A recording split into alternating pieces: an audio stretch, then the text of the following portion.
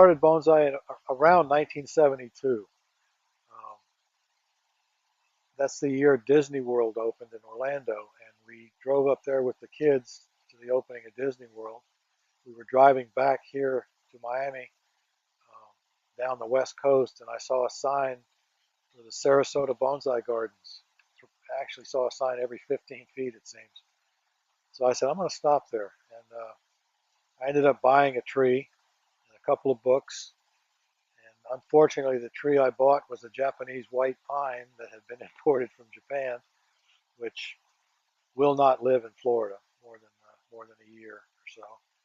And it died, of course, and that's when I started. I started studying as to why it died, got into it, and then shortly thereafter I met a gentleman by the name of Joe Samuels, and he put me straight on materials that be used and why we use native trees and all kinds of things. So Joe started me out, and I consider him my teacher.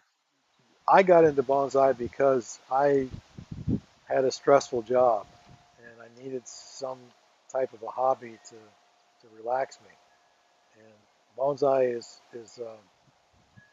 one of those hobbies that you can lose yourself. I'm not sure I believe in the Zen uh, description that everybody explains, but I do know it happens. You get out here in the garden for a couple of hours, and you just lose yourself in the world. So everything goes away.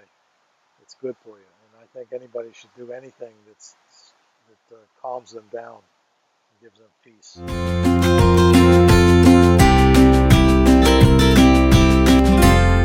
Advice for someone getting into bonsai. Number one, I would join a club, because you can learn so much just from an observation, sitting in the audience and listening. And you'll meet people that will be more than happy to help you out.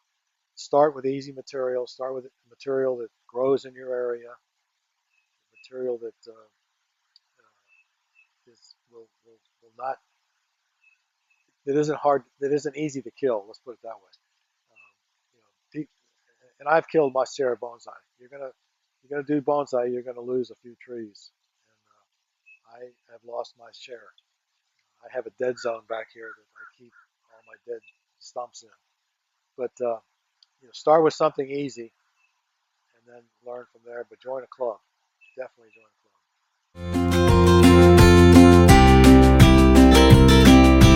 Actually, my favorite bonsai memory was one where I went cypress collecting with Mary Madison. And first time I had ever gone. It was a really cold January morning. I didn't realize we had to actually get down in the water up to our knees. We had to walk 400 or 500 yards from the road, and you actually dig a tree that's underwater, which is not easy to do.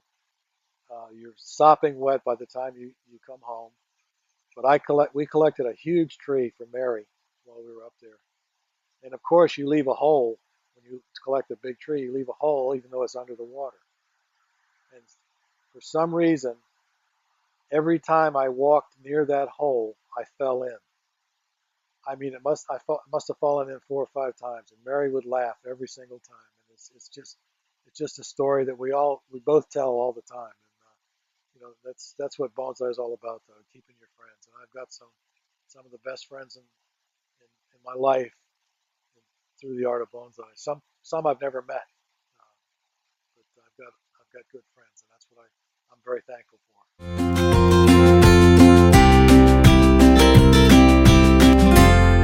Yeah, this is where I spend most of my time, and the reason my garden is so special to me is because my wife used to sit in here when she was sick, and her view of the garden was right here. And in her will, she asked that her ashes be spread in the garden. So the memorial back there is to her, always will be. So she's always with me. But that makes this garden a lot more special to me, and I think everybody should have a reason for creating some place they can go to relax.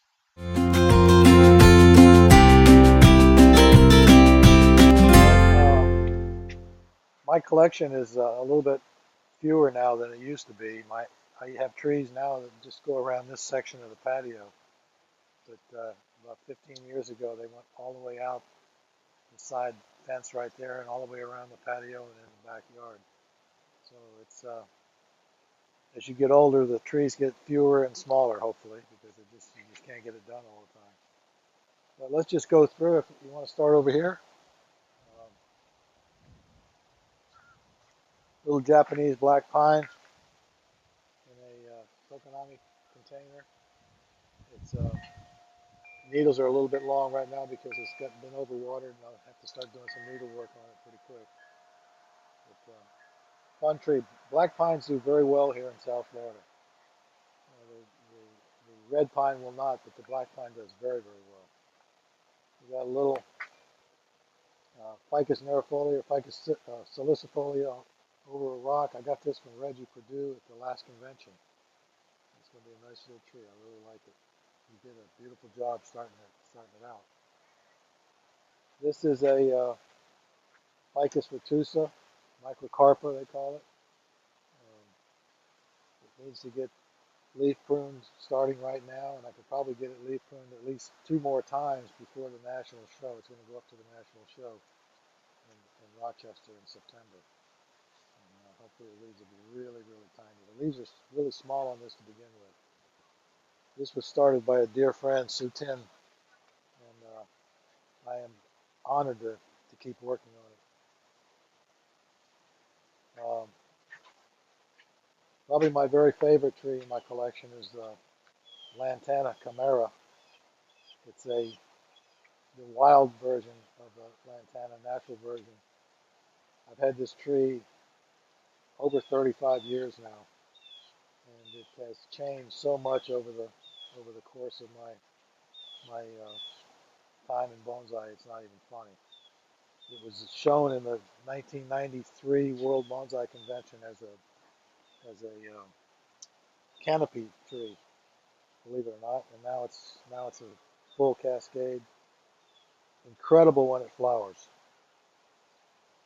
And what this one is also going to go to New York. I've got to have to make a container for it because it's very, very brittle. But I think if I can get it in flower, it'll be a nice addition to the show. Hopefully, fingers crossed. Um, some of my smaller trees. This is the Puerto Rican tree, Jerome. You have to help me. Escombron? Escombron, thank you. I can never remember the names of the Puerto Rican trees for some reason. This is a salicifolia in a sunny bogs container with a dragon. And this is spring in Florida.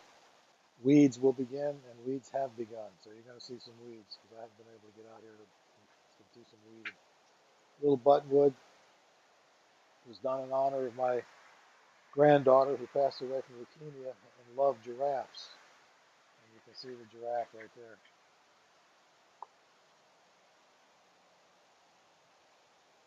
Buttonwood I got from Eric Weigert a couple, 3 months ago.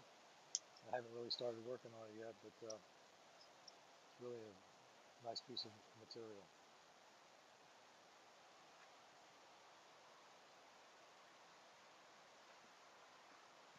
Little cypress, which I also got from Eric at the same time I got the buttonwood, and I really like this tree. And I found out it was started by Mike and Lunetta Knowlton, and now it's even more special to me. Really a neat little tree, and I'm looking forward to working on that.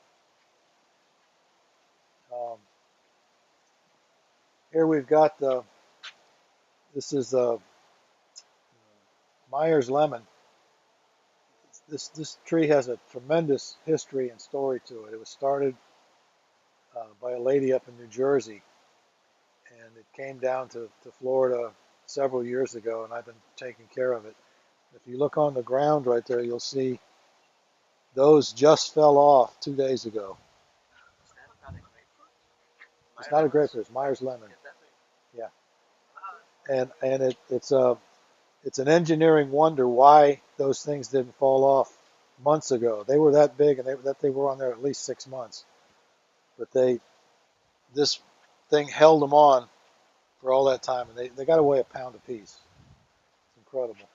And there's one left, and the tree is starting to flower now. If you look real close, it's already setting new fruit. See the fruit right there?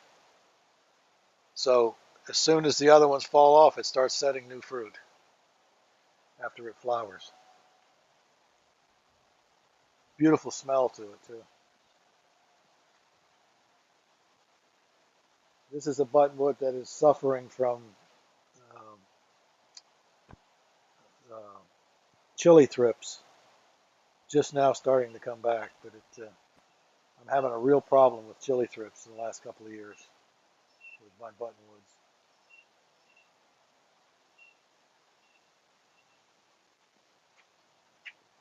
This is a rain tree that is going to be restyled pretty soon. It's going to go over as a leaning tree, maybe even a semi-cascade. Been growing a long time, and it's starting to flatten out like they do. And I have a really beautiful ground cover going here.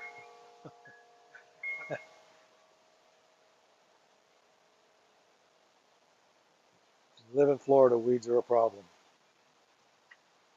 This is Indonesian tree, Pampas?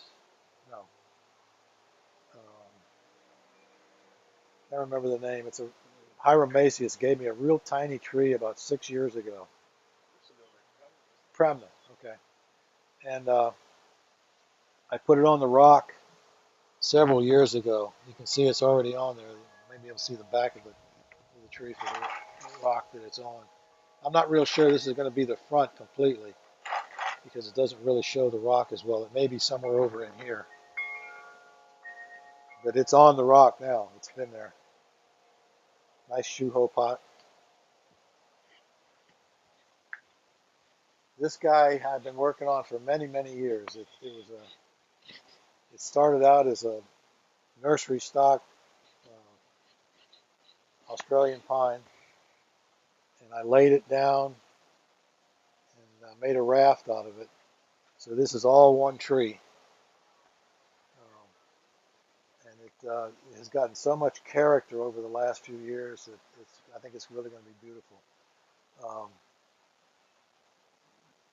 One problem I've got right now, I'm not sure if it's a problem or not, but there are 6 trees, which may or may not be acceptable. Um, John Naka always said sometimes you got to close your eyes, and I think this may be one of them because I can't. If I had to take one tree out, I would have a really tough time trying to figure out which tree to take out. Would it be this one? This one? I've been told many times when you do group plantings, normally you have one tree that's the most beautiful tree in the group, and all the other ones are just accents. And you should never make all the trees be able to be on their own. So I don't know if that's true or not, but I think that's the case on this one because all of these trees probably could go into a pot by themselves and look okay. But for now, it's going to stay 6.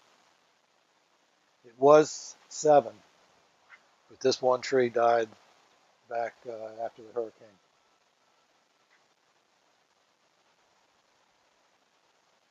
Great material to work with. This was probably collected. I got it from a nursery, but it was probably collected.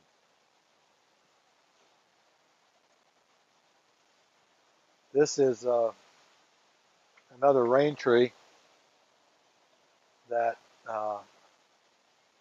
I purposely killed the top of the tree and leaned it and put it in this container. It's coming along really nice. It's probably not going to stay in that pot. I think I'm going to try to find something else for it. But if you look up under here, it's got really nice structure to it already, and it's starting to flatten out too.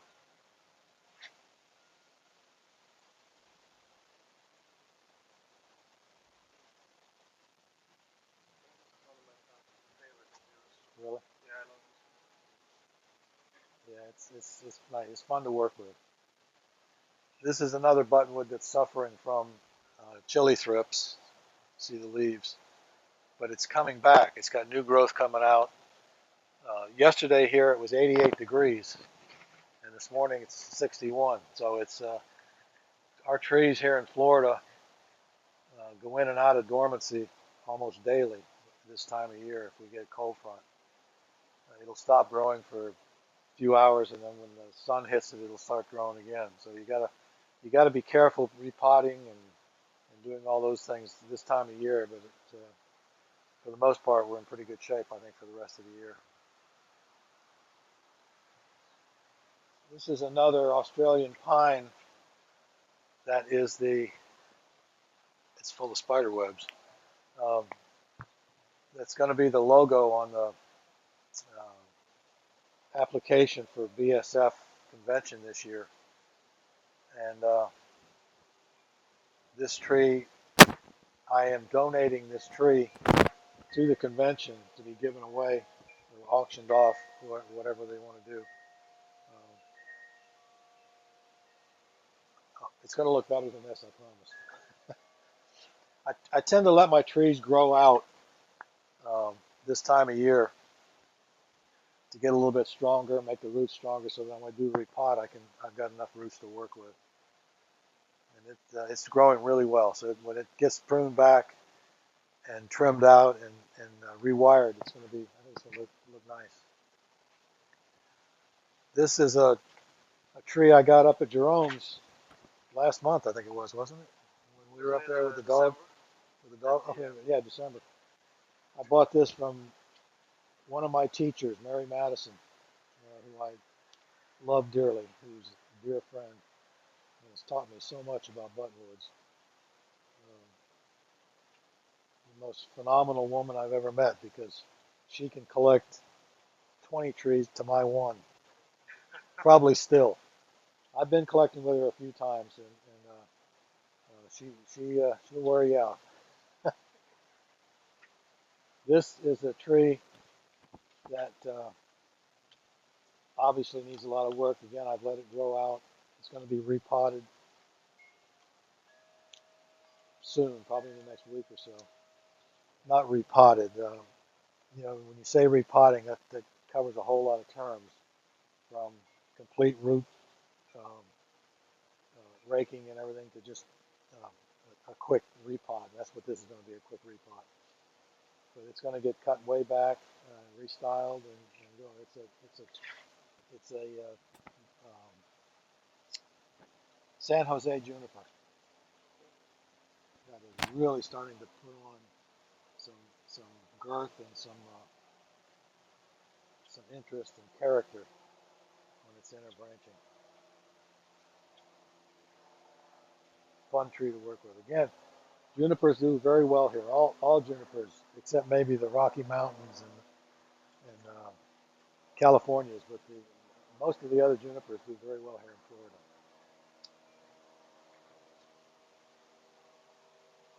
I think that's about it. I really appreciate the opportunity to show off my garden. Uh, and anybody that wants to come down and visit, they're more than welcome anytime. I really appreciate it. Everybody have a great day. Thank you.